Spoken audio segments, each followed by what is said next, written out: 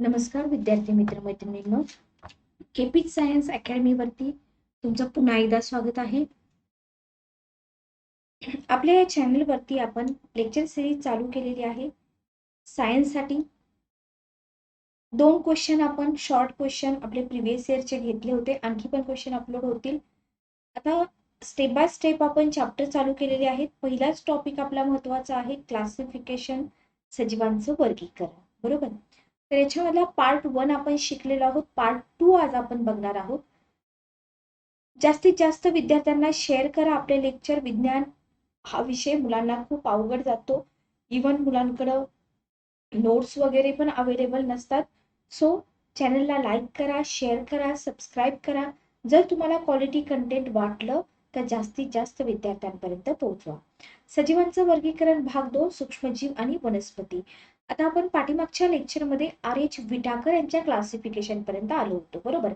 RH. Whittaker यांचं classification start करण्याच्या आधी आपल्याला एक छोटासा घटक शिकावा लागणार आहे, तो म्हणजे पेशी. याला आपण काय म्हणतो? सेल. ठीक आहे, सेल. तुम्हाला माहित आहे की पेशी सजीवांच्या रचनेचे आणि कार्याचे एकक आहे. हे सगळ्यांनाच माहित असतं. Okay, clear. इथून छोटासा क्वेश्चन एक तुम्हाला येऊ शकतो. इव्हन आलेले पण आहेत क्वेश्चन की पेशीचा जो शोध आहे तो कोणी लावला. पेशीचा शोध कोणी लावला, कधी लावला? तर इसवी सन 1665 मध्ये रॉबर्ट हुक यांनी काय केलं? पेशीचा शोध लावला. लक्षात ठेवा. ठीक आहे. असे क्वेश्चन एका मार्काला तुम्हाला कंबाईनला सुद्धा विचारले जाऊ शकतात. आता पहिला सूक्ष्मदर्शकाचा जो शोध आहे, ज्याला आपण मायक्रोस्कोप म्हणतो, तो झॅकॅरिस जॅनस या शास्त्रज्ञाने लावला होता 1590 मध्ये. आता याचा आणि याचा काय संबंध आहे? कारण मायक्रोस्कोप खालीच पेशी बघितली जाणार आहे. बरोबर. याच्यानंतर तुम्हाला आणखी एका शास्त्रज्ञांचं नाव विचारू शकतात. A V Leeuwenhoek. To the point, महत्वाचं सगळं मी तुम्हाला शिकवते. ल्युएनहुक यांनी काय केलं बघा. ल्युएनहुक यांनी पहिल्यांदा जिवंत पेशी जी आहे ती सूक्ष्मदर्शिकेखाली बघितली. ल्युएनहुकने मानवी, शुक्रजंतू, त्याच्यानंतर जीवाणू, आदिजीवी इत्यादी पेशींचं काय केलं? निरीक्षण केलं. लक्षात ठेवा. ठीक आहे. मग इथं तुम्हाला कोणती कोणती नावं लक्षात ठेवायचे बघा. इथं तुम्हाला पेशी म्हणजे काय, पेशीचा शोध कोणी लावला, मायक्रोस्कोपचा शोध कोणी लावला, आणि जिवंत पेशी पहिल्यांदा मायक्रोस्कोप खाली कोणी पाहिली. ओके, इथपर्यंत क्लिअर झालं. पुढचा पार्ट बघूया. आता पेशी ज्या असतात ना, तर पेशींना सगळ्या पेशी एकसारख्या आकाराच्या असतात का? नाही. आकार जर तुम्ही त्यांचा बघितला तर आकार त्यांचा कसा असतो? डिफरंट असतो, वेगवेगळा असतो. क्लिअर. जर तुम्हाला आयोगाने विचारलं की पेशीचं सामान्य आकारमान किती असतं,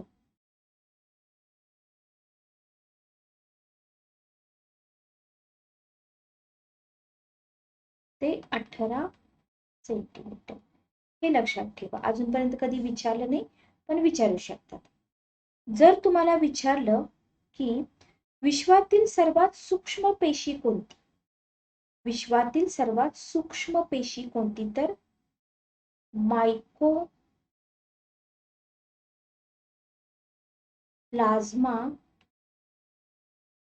मायकोप्लाझ्मा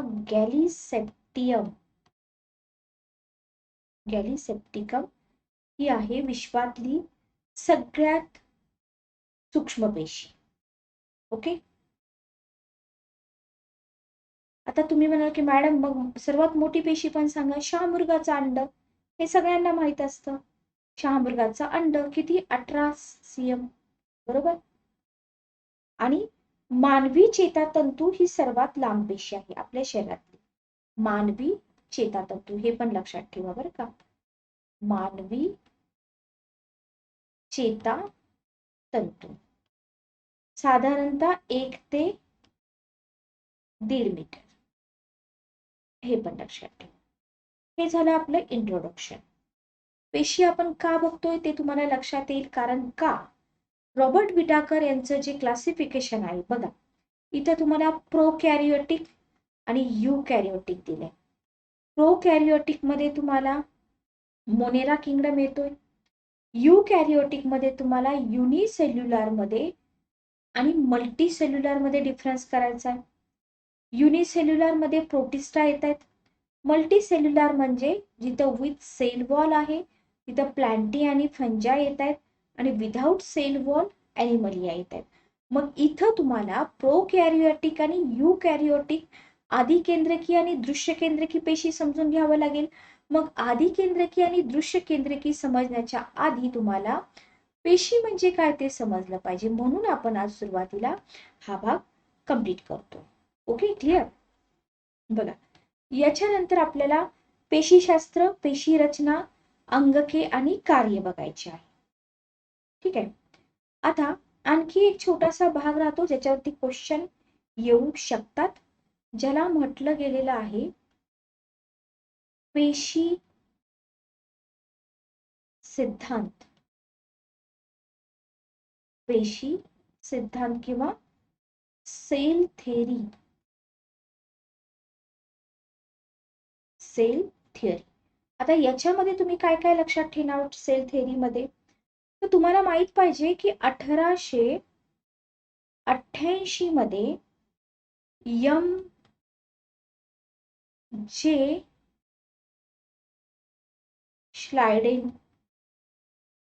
श्लायडेन आणि थिओडर शॉन, क्वेश्चन आलेले आहेत, क्वेश्चन पेपर काढून बघा.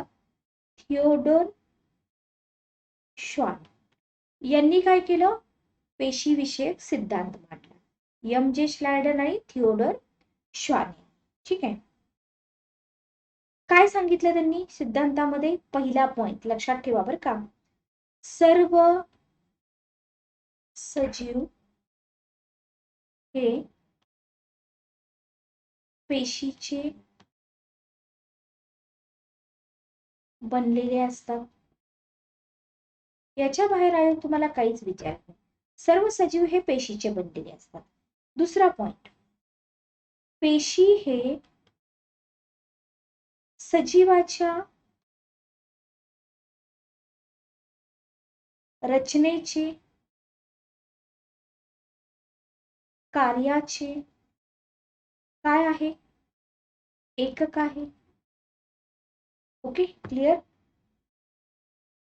आता याच पेशी सिद्धांतात आणखी एका शास्त्रज्ञानं काय सांगितलं, त्याचं नाव आहे विर्चॉ. जेवढ्या शास्त्रज्ञांची नावं आलेत लक्षात ठेवा. विर्चॉ या शास्त्रज्ञानं काय सांगितलं की प्रत्येक पेशीचा जन्म हा आधी अस्तित्वात असलेल्या पेशीपासूनच होतो. लक्षात ठेवा, विर्चॉ या शास्त्रज्ञाने या सिद्धांतामध्ये काय सांगितलं, every cell originate from pre existing cell. Okay, हे लक्षात ठेवा. क्लिअर. आणि मग आता आपण बघणार आहोत पुढं आदिकेंद्रकी आणि दृश्य केंद्रकी पेशी. इथे जे तुम्हाला दिलेलं आहे प्रोकॅरियोटिक आणि युकॅरियोटिक सेल. ठीक आहे, दोन प्रकार पडतात सामान्यतः पेशीचे. चला, हे एक्सप्लेनेशन मी सांगितलं तुम्हाला. आणखी काही पॉइंट्स आहेत लक्षात ठेवा. सर्व सजीवांचे संरचनात्मक, कार्यात्मक आणि जैविक एकक. कसं होतं, कधी कधी आयोग शब्दामध्ये फसवतं.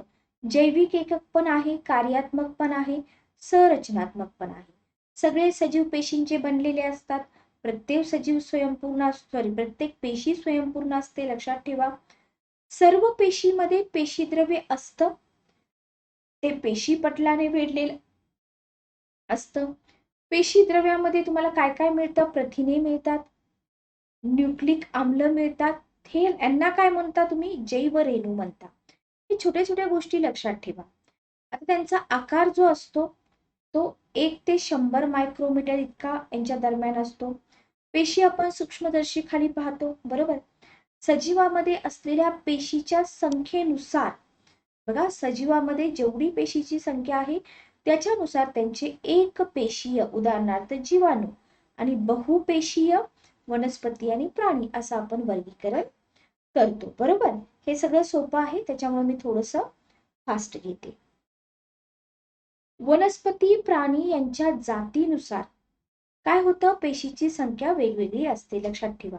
जर तुम्हाला क्वेश्चन विचारला की मानवाच्या शरीरामध्ये सुमारे किती लाख कोटी पेशी असतात, मानवाच्या शरीरामध्ये 10 लाख कोटी पेशी असतात, लक्षात ठेवा. इथं तुम्हाला क्वेश्चन बनू शकतो की मानवाच्या शरीरामध्ये सुमारे 10 लाख कोटी पेशी असतात. Okay, clear. चला पुढे जाऊया. रॉबर्ट हुक बद्दल आपण बोललो.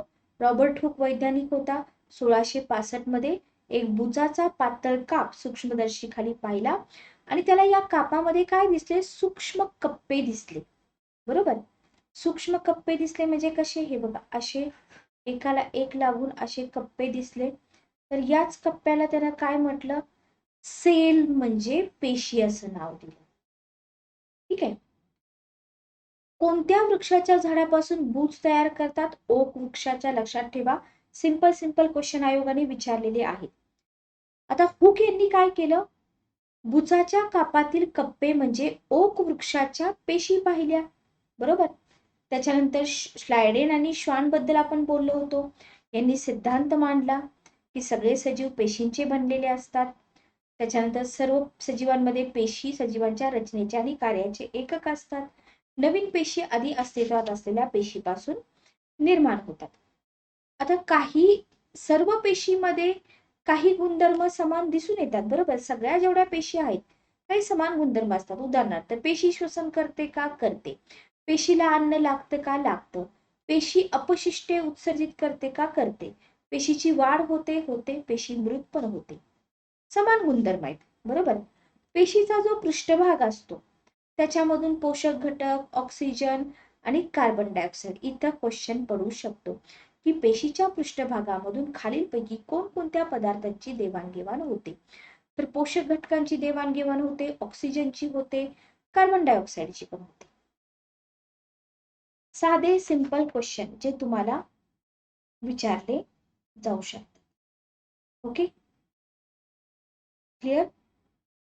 चला पुढे जाऊया. पुढे काय दिलेलं आहे बघा आपल्याला. इथं बघा सेल थेअरी जी मी तुम्हाला सांगितली, सॉरी, सेल थेअरीची इमेज दिलेली आहेत. हे आहेत रॉबर्ट हुक. इथं त्यांनी हे अशा प्रकारचे बुचाचा जो काप सूक्ष्मदर्शी खाली बघितला, अशा प्रकारचे कप्पे दिसले, त्याला त्यांनी पेशी असं नाव दिलं. सेल थेअरी कोणी डेव्हलप केली, रॉबर्ट हुक यांनी डेव्हलप केली, लक्षात ठेवा व्यवस्थित. 1665. पेशीची अधिकेंद्रकी पेशी आणि दृश्य केंद्रकी, बरोबर. आता हेच आपल्याला समजून घ्यायचंय की ज्या आदिकेंद्रकी पेशी असतात, आदिकेंद्रकी, याच्यामध्ये केंद्रक नसतं. शब्द वाचा, दृश्य केंद्रकी, दिसणारं केंद्रक, याच्यामध्ये केंद्रक असतं. फक्त आयोग उलटा करून देतं. आदिकेंद्रकी आणि दृश्य केंद्रकी, किंवा यालाच अभिकेंद्री पेशी आणि केंद्रीय पेशी असं सुद्धा म्हणतात. बघा लक्षात ठेवा बरं का, यालाच अभिकेंद्री आणि केंद्री असं सुद्धा म्हटलं जातं. ओके, बघा दृश्य केंद्रकी पेशी आणि आदिकेंद्रकी पेशी. आता याला इंग्लिश मध्ये काय म्हणतात, दृश्य केंद्रकी पेशीला युकॅरियोटिक सेल्स म्हणतात, आदिकेंद्रकी पेशीला प्रोकॅरियोटिक म्हणतात. विसरू नका, कारण आयोग कसं लिहून देतं असं, युकॅरियोटिक. मग तुम्हाला तिथं आठवलं पाहिजे की ह्याच त्या दृश्य केंद्रकी पेशी, बरोबर. आणि प्रोकॅरियोटिक म्हणजे आदिकेंद्रकी पेशी. Okay, clear. चला आता आपण बघूया आदिकेंद्रकी पेशी बद्दल. याला तुम्ही काय म्हणणार, प्रोकॅरियोटिक सेल म्हणणार, बरोबर. आदिकेंद्रकी पेशी म्हणजे काय, प्रोकॅरियोटिक सेल. म्हणून आपण मोनेरा किंगडम बघण्याच्या आधी हे सगळं बघतोय. मोनेरा सृष्टीतील सजीवामध्ये म्हणजे जीवाणूंमध्ये तुम्हाला आदिकेंद्रकी पेशी आढळतात. Very very very important. आदिकेंद्रकी पेशी कोणत्या किंगडम मध्ये आढळतात? मोनेरा सृष्टीमधले जे सजीव आहेत, कोणते सजीव म्हणजे जीवाणू, जीवाणूमध्ये आढळते आदिकेंद्रकी पेशी. पृथ्वीवर पहिल्यांदा आदिकेंद्रकी सजीव उत्पन्न झाले. लक्षात ठेवा, पृथ्वीवर कोणते सजीव आधी उत्पन्न झाले? आदिकेंद्रकी सजीव. ओके. आता ही जी आदिकेंद्रकी पेशी असते ही दृश्य केंद्रकी पेशीपेक्षा कशी असते? लहान असते, पण आयोग तुम्हाला देईल मोठे असते. लांबी किती असते? 0.5 ते 20 मायक्रोमीटर. हे सगळं एक्झाम मध्ये विचारलं जाऊ शकतं. ओके. आदिकेंद्रकी पेशीमध्ये केंद्रक जे असतं ते पटलबद्ध नसतं. आदिकेंद्रकी पेशीमध्ये केंद्रक पटलबद्ध नसतं. केंद्रकासारखा केंद्र प्रदेश असतो. केंद्रकासारखा काय असतो? केंद्र प्रदेश असतो. डायग्राम दाखवते मी तुम्हाला. ठीक आहे. त्याला काय म्हणतात? त्याला आभासी केंद्रक किंवा केंद्रकाप किंवा न्यूक्लिओइड म्हणतात. मराठीमध्ये आणि इंग्लिशमध्ये मी तुम्हाला का दिलंय दोन्ही? आयोग कोणत्याही लँग्वेज मध्ये विचारू शकतं. लक्षात घ्या. आभासी केंद्रक म्हणतात किंवा केंद्रकाप म्हणतात किंवा न्यूक्लिओइड म्हणतात. आता याच्यामध्ये काय असतं? डीएनए रेणूच्या स्वरूपात जनुकीय माहिती स्टोअर केलेली असते. बरोबर. जे पेशीद्रव असतं त्याच्यामध्ये फक्त रायबोसोम असतात. रायबोसोमचं काम काय आहे? एका मार्काला विचारतील तुम्हाला. रायबोसोम काय करतं? प्रथिनांची निर्मिती होते. रायबोसोमद्वारे प्रथिनांची निर्मिती होते. आदिकेंद्रकी पेशीचं विभाजन डॅश डॅश पद्धतीनं होतं. आदिकेंद्रकी पेशीचं विभाजन द्विखंडन पद्धतीनं होतं. ओके. ही जी पेशी असते या पेशीचे मुख्य भाग कोणते? या पेशीचे मुख्य भाग आहेत पेशी पटल आणि पेशी द्रव. तर इतका सोपा असा सायन्सचा सिलेबस आहे. फक्त विद्यार्थी घाबरतात आणि होतं काय, मुलांना कुठून कसं करायचं सिलेबस कंप्लीट ते कळत. द्विखंडन म्हणजे काय ते पण मी तुम्हाला सांगते. द्विखंडन म्हणजे एखादा जीव आहे एका कोशिकेपासून, आता ही एक कोशिका आहे याच्यापासून 2 कोशिकेमध्ये विभाजित होतो. याला आपण काय म्हणणार? द्विखंडन. बरोबर. द्विखंडन. ओके. क्लिअर? इथपर्यंत समजलं का? बघा आता हे लेक्चर आपले आहेत रेकॉर्डेड. क्लिअर? म्हणजे बघा, समजा एक मिनिट हे मी इरेज करते आणि इथं आपण डायग्राम काढू. ठीक आहे. ही आहे ए पेशी. बरोबर. इथं मध्ये आहे एक केंद्र. ओके. क्लिअर? आता याचं काय होईल? याचा असा भाग होईल.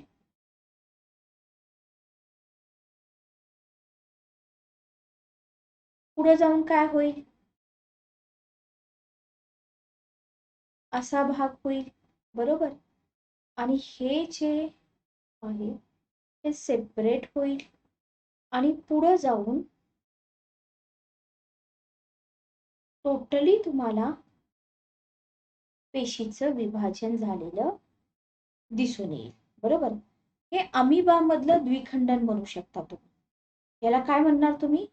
अमिबा मधलं द्विखंडन. आय होप तुम्हाला समजलं असेल. ठीक आहे. पुढे जाऊया. पेशी पटल बघा. पेशी पटल म्हणजे काय? म्हणजे आपल्याला काय लक्षात ठेवायचंय? प्रोकॅरियोटिक सेल ज्या असतात लहान असतात, साध्या असतात. याच्यामध्ये पेशीच्या भोवती आवरण नसतं, पेशी अंगके नसतात. तर पेशी पटल जे आहे आदिकेंद्रकी पेशींभोवती पेशी पटलाचं आवरण असतं का? नसते. लक्षात ठेवा. या आवरणाबाहेर पेशी भित्तिका असते. पेशी पटलाचं आवरण नसतं. काही जीवाणूंमध्ये पेशी भित्तिके बाहेर संपुटिका म्हणजे कॅप्सूल असते. याच्यामुळे काय होतं? कॅप्सूलमुळे पेशीला आकार प्राप्त होतो आणि पेशीचं संरक्षण होतं. ओके. क्लिअर? आधी आपण काय बघतोय, आधी केंद्रकी पेशी, बरोबर. पेशीद्रव्यामध्ये डीएनए पासून बनलेली गुणसूत्रे आणि काही डीएनएचे तुकडे स्वतंत्रपणे असतात. पेशीद्रव्यामध्ये ग्लायकोलिसिस आणि प्रथिन निर्मिती प्रक्रियांसाठी लागणारी विकरे असतात. अशा प्रकारचं ऍडव्हान्स कंटेंट आयोग तुम्हाला विचारत आहे. ग्लायकोलिसिस आणि प्रथिन निर्मिती. आता बघा, तुम्ही जर लेक्चर मन लावून केले, बरोबर, पूर्ण लेक्चर करा. पूर्ण लेक्चर केल्यानंतर तुम्हाला क्वेश्चन पडतील की what is glycolysis. Glycolysis is a cytoplasmic pathway which breaks down glucose into 2,3 carbon compounds and generate energy. At least definition तरी आपल्याला माहित पाहिजे, बरोबर. ग्लायकोलिसिस म्हणजे काय, हे असे क्वेश्चन तुम्ही विचारले पाहिजेत की मॅडम आम्हाला सेपरेट छोटंसं लेक्चर द्या ग्लायकोलिसिस वरती, बरोबर. तर हे सगळं आपण कव्हर करूया. फक्त तुम्हाला एकच काम करायचंय की जास्तीत जास्त विद्यार्थ्यांपर्यंत चॅनलला पोहोचवा. मुलांना गरज असते आणि काही विद्यार्थी क्लासेस पण अफोर्ड करू शकत नाहीत, सो आपल्याला हे सगळं करावं लागणार आहे. आता तुम्हाला सोप्या भाषेत सांगते. ग्लायकोलिसिस म्हणजे चयापचय प्रक्रियेतला एक टप्पा. ठीक आहे, चयापचय प्रक्रियेतला एक टप्पा. सजीवांच्या ज्या पेशी असतात, पेशीमध्ये काय होतं, ग्लुकोजचं रूपांतर पायरुविक आम्लामध्ये होण्याच्या जीवरासायनिक अभिक्रियेला आपण काय म्हणतो, ग्लायकोलिसिस म्हणतो, बरोबर. याच्यामध्ये टोटल 10 अभिक्रिया येतात. या सगळ्या अभिक्रिया कुठे घडून येतात, पेशी द्रव्यामध्ये घडून येतात. कशाद्वारे, विकरांद्वारे घडतात, बरोबर. ओके. आणि क्वेश्चन कसे विचारले जातात बघा. एम्डेन-मायर-होफ पथ, नीट ऐका, एम्डेन-मायर-होफ पथ असं कोणत्या प्रक्रियेला म्हटलं जातं, तर ग्लायकोलिसिस प्रक्रियेला काय म्हटलं जातं. क्वेश्चन तुम्हाला असेच येणार आहेत. ज्यांना इम्पॉर्टन्स समजेल ते विद्यार्थी लेक्चर बघतील, ज्यांना वाटेल की असलं काही विचारत नाही त्यांना फटका बसेल. एम्डेन-मायर-होफ पथ. आता एम्डेन-मायर-होफ पथ का म्हटलं ग्लायकोलिसिसला, कारण का गुस्टाव गेओर्ड एम्डेन आणि मायर-होफ या दोघांनी या 10 अभिक्रिया शोधून काढल्या होत्या, म्हणून याला एम्डेन-मायर-होफ पथ असं म्हटलं जातं. ही प्रक्रिया मी सेपरेट लेक्चर टाकेन ग्लायकोलिसिस वरती, तुम्ही नक्की बघा. तर हे झालं ग्लायकोलिसिस. ठीक आहे. तर पेशी द्रव्यामध्ये ग्लायकोलिसिस आणि प्रथिन निर्मिती या प्रक्रियांसाठी लागणारी विकर असतात. आय होप तुम्हाला इथपर्यंत क्लिअर झालं असेल. पुढचा भाग आपण बघूया. आता पुढे काय दिलेलं आहे बघूया. डायग्राम, बरोबर. बघा, ही आहे आधी केंद्रकी पेशी, ही आहे आधी केंद्रकी पेशी. बघा इथं तुम्हाला दृश्य केंद्रकी पेशी जी आहे ना, त्याला काय म्हटलं जातं, दृश्य केंद्रकीला युकॅरियोटिक, बरोबर.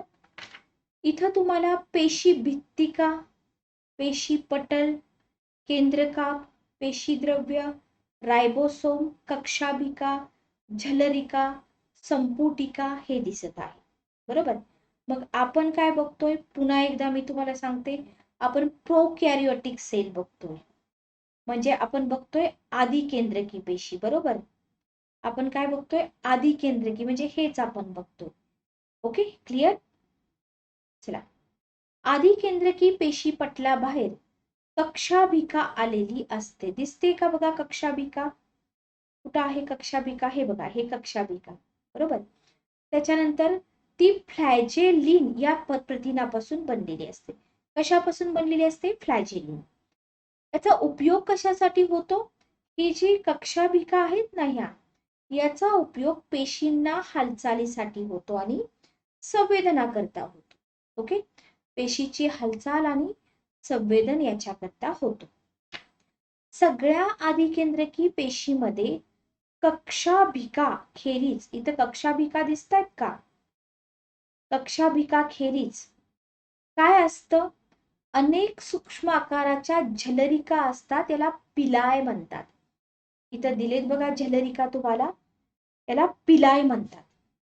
Okay, clear? चला, त्यांचा उपयोग पण हालचालीसाठीच होतो आणि प्रजननाच्या वेळी पेशींच्या संपर्कासाठी केला जातो. सगळं मी तुम्हाला मराठी आणि इंग्लिश दोन्ही लँग्वेज मध्ये समजावून सांगितलेलं आहे. व्यवस्थित लेक्चर बघा. अजून काही डाऊट असतील, जरी तुम्हाला वाटलं मॅडम ग्लायकोलिसिस वरती सेपरेट लेक्चर बनवा, प्रथिननिर्मितीवरती सेपरेट लेक्चर बनवा, मी डेफिनेटली बनवेन. परिपूर्ण असा हा चॅनल असेल. फक्त तुमचं एकच काम आहे, जास्तीत जास्त विद्यार्थ्यांपर्यंत चॅनलला पोहोचव.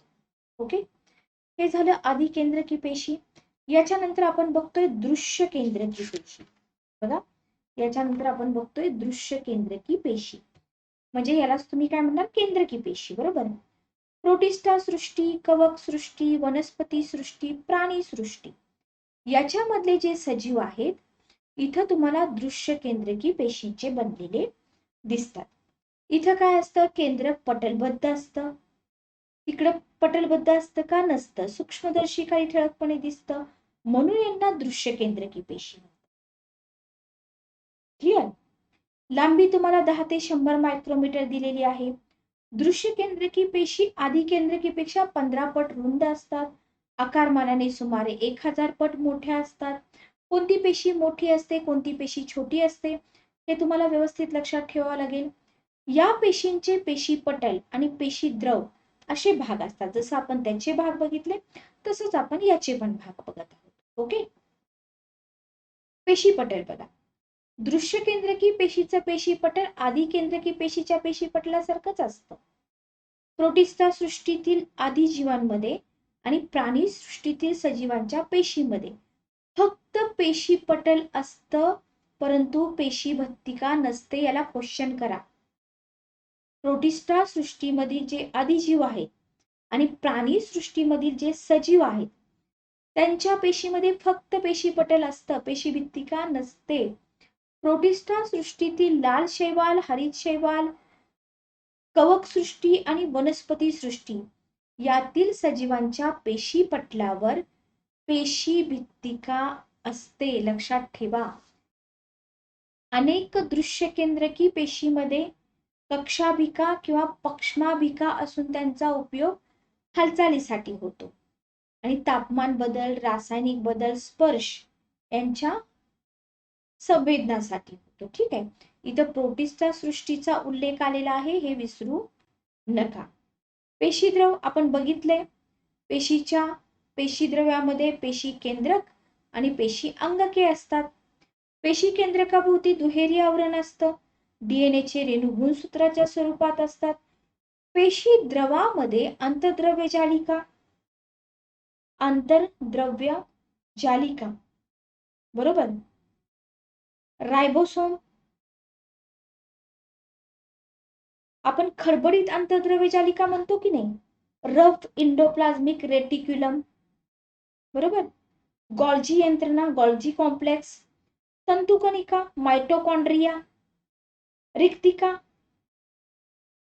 ओके, हा, वॅक्युओल्स, लयकारिका, लायसोसोम्स, पेरॉक्सिकाय, तारका केंद्र, बरोबर, सूक्ष्मनलिका, क्लोरोप्लास्ट इत्यादी पेशी अंगके असतात